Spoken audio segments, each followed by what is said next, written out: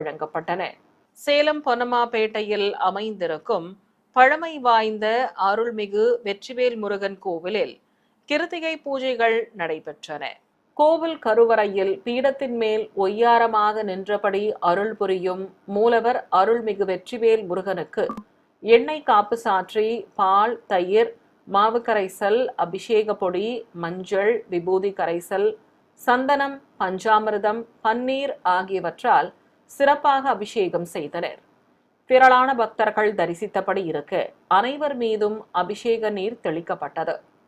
பின்னர் பக்தர்கள் கந்த சஷ்டி கவசம் வாசிக்க மூலவருக்கு சந்தன காப்பு சாற்றி வெண்பட்டு கட்டி ருத்ராட்ச மாலையுடன் கற்கள் பதித்த ஹாரமும் பதக்கங்களும் வைத்து கிரீடம் அணிவித்து மாலைகள் சூட்டி அலங்காரம் செய்தனர். தொடர்ந்து திருநாமங்கள் கூறி அழகனுக்கு அர்ச்சனை செய்ததும் மகா கற்பூர ஆரத்தி காட்டப்பட்டது. ஏராளமானோர் பக்தியுடன் ஸ்ரீ வெற்றிவேல் முருகனை தரிசித்ததும் அனைவருக்கும் பிரசாதங்கள் வழங்கப்பட்டன. சிறிய இடைவேளைக்கு பிறகு ஆன்மீக செய்திகள் தொடரும்.